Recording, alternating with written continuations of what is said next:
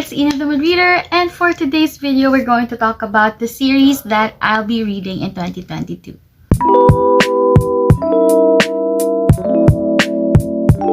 So for next year, I've decided to do a little planning on my reading, and hopefully it would be guiding me along the way to make sure that I'll always be inspired to read something.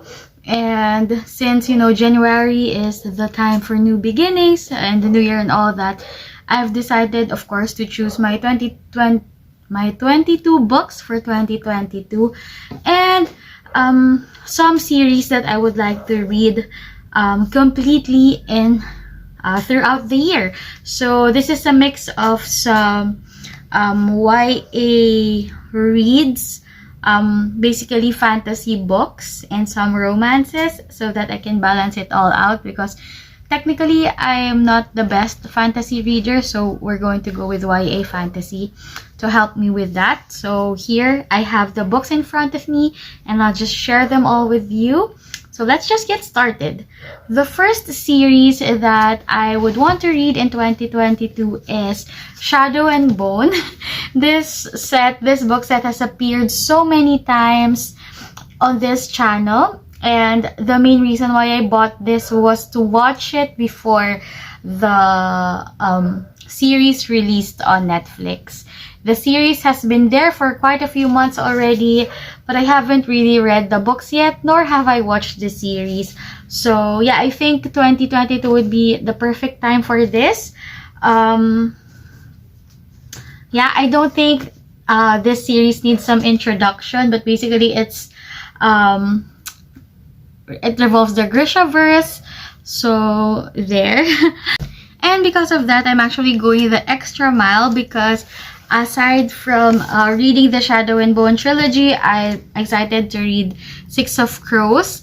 I know Six of Crows has been well known for being a duology. I think it's going to be a trilogy because of some bookish news I've been seeing. But for this challenge in particular, I would take it as a duology and read this to next year. Who knows, I might have the chance to read the other book next year. But again, I won't be talking about Shadow and Bone and Six of Crows already, because I'm sure you guys are familiar with it. I just know that there's found family elements here. People say that to read this one, the Six of Crows duology, is better than the Shadow and Bone trilogy, but many people suggest reading the Shadow and Bone trilogy first so that you can get to know the world.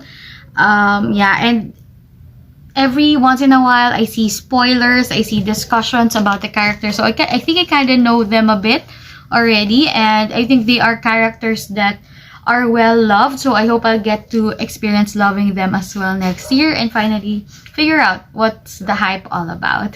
Now, after these fantasy books, I also want to read a contemporary romance series. What I have is an incomplete series here, but it's the Bromance Book Club series. So technically, I think there's already 4 books. I already have 3. So hopefully I'll be able to buy the 4th one sometime next year, or maybe you can gift it to me. Joke. But yeah, I have here the Bromance Book Club. I have Undercover Bromance and Crazy Stupid Bromance. I think what I have still to find is Isn't It Bromantic? But I think these are part of a series, but I can read them as standalones, which is usually common in contemporary romance. So here we have a Bromance Book Club, basically a group of men who's going to read some romance to get some inspiration on how to make their relationships better. Yeah, so it says here, the first rule of book club, you don't talk about book club. We have here Undercover Bromance, I guess is one of the characters. And it says here,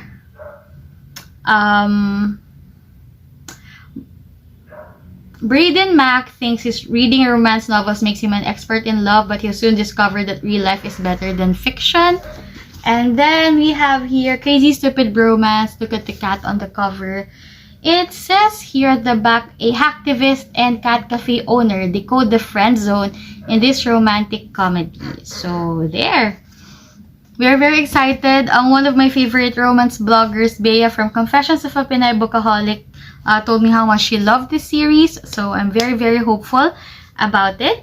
Next, we have another fantasy series. I actually decided on 9 series, 9 different series to read next year. It's settling on 9 because some of these are fantasy and I know how slow I am when it comes to fantasies. So there. This time, I'm going to share with you something I'm very, very happy having because it's very hard to find here in the Philippines, and it's the Bone Witch trilogy. I have it on paperback. I bought it from Book Depository and it took me 5 months to get this. And I'm a little sad that I wasn't able to push it to a 2021 reading, but again, I'm not at the best mindset, I guess, to read books, let alone fantasy books. So I'll see these books next year. But basically, I think it's about a witch. So it says here, Thea is different from other witches in her family. Her gift for necromancy makes her a bone witch, who are feared and ostracized in the kingdom. For theirs is a powerful elemental magic that can reach beyond the boundaries of the living and of the human. So it says here that it's lyrical and action-packed. The start of a new fantasy series by acclaimed author Rincho Pecco will leave you breathless. So we have the Bone Witch, the Heart Forger, and the Shadow Glass. I, of course, knew about this series because of Shalea from Shut Up Shalea, because she loves this series so much that she had these 3 in her graduation photo. So yeah, and I've read quite a few Rincho Pecco books already, and their writing style is something that makes fantasy easier to absorb. So I'm really hopeful about this one. So there. Next we have a light romance to balance it out again, and it's the To All the Boys I've Loved Before series. This book was released at the time when I was not in the bookish community. I was busy, I think, with college. So yeah, I think it's perfect time to read this next year before and so that I can decide if I would be keeping this in my library or if I would be selling or sharing it to someone. But yeah, I've watched the films, but of course we all know that books are better than films in terms of detail and getting to know the characters intimately. So yeah, I'm excited to get to know more about Lara Jean and of course Peter Kavinsky through these books. So there. Next, I have another fantasy series. This time, it's something again that needs no introduction. It's the Infernal Devices trilogy by Cassandra Clare. So here I have this type of covers. I actually have the Mortal Instruments. I've read the first 3 books years ago, I think a decade ago, and I haven't read the last 3, so I still have them here on my shelf, very browned and tanned. And I'd love to dive in again at the Shadowhunters world, but I think the 6-book series would be too much. And after all, people have been recommending these 3 books to me for ages because they say that the characters are lovable, and I think there's a love triangle dynamic here that people go crazy over. So I'm so excited to get to know them. So we have here a Clockwork Angel, Clockwork Prince, and Clockwork Princess. So next I have 2 historical romances, which I just found out that I don't have the complete series, but I'll just find them next year and I would still want to read these. So the first one I have is the Sequels series by Judith McNaught. I don't have the first book with me. I thought I had it all this time, so maybe I just misplaced it somewhere because I'm sure I had it. The first book is Once and Always. The second book is Something Wonderful, and The third book is Almost Heaven. I have my Judith McNaught collection, but the covers aren't matching, so just understand. Anyway, this is Something Wonderful. It says here at the back, it's about Alexandra Lawrence. She was, it says here, she was, one would have said, the last person that Jordan Townsend, Duke of Hawthorne, cool, possessed of the devil's own charm, and utterly contemptuous of women, should have ever married. So this book would be a hilarious and passionate progress of their marriage. A marriage beset with every possible complication the pair of them could devise. But Alex never gave up, believing that one day something would happen, something wonderful. So there. And then Almost Heaven, we have here a story of two willful lovers caught in a breathless adventure of deception and betrayal. We have Elizabeth Cameron and Ian Thornton. So it's about the Countess of Havenhurst, and it says here her reputation is shattered when she is discovered in the arms of Ian Thornton, notorious gambler and social outcast. But it says here, as a twisting path of secrets takes them from London's drawing rooms to the mysterious Scottish Highlands, Elizabeth must learn the truth. Is Ian merely a ruthless fortune hunter at heart? Okay. And then the other series I'd love to read is, wait, I forgot what this is called.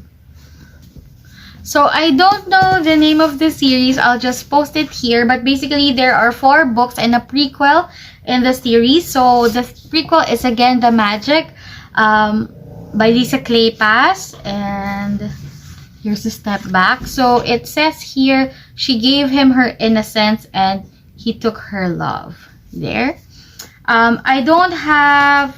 Basically, it's a season. So there's Scandal in Spring, Secrets of a Summer Night, It Happened One Autumn, and there's Devil in Winter. And that's what I'm missing.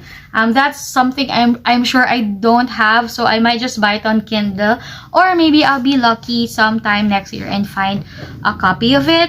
So there, I won't go through all of the details with each of these because I'd want to enter them blindly, and I might just discuss them later on with my monthly TBRs. But yeah, again, I don't have matching covers, or these two are matching and these two are matching, and then I'm missing one. So there, I don't want to miss some historical romances to make me happy. So there. And then lastly, I'll be reading the Stalking Jack the Ripper series. So, including, of course, Stalking Jack the Ripper, Capturing the Devils, Hunting Prince Dracula, and Escaping from Houdini.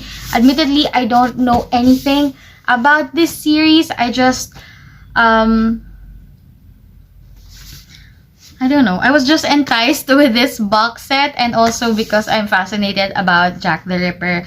And once I've saw the title, I didn't know it was a series then. So... but I wanted to read it, so hopefully I'll be able to read all of these next year. Which ones do you think I should start first and add to my January TBR? Please let me know. And if you're planning to read some series as well, then please share them with me. I'd love to know if there are some series that I should put my eyes on. I'm also wondering if I should pick up like a very long cozy mystery series, or a mystery series, something similar to like the Stephanie Plum series, or an A to Z or something. But I'm looking for a mystery series as well to read, but I don't have one here on my collection, so it might be just a Kindle collection that I'd buy. But if you do have a recommendation, please do let me know.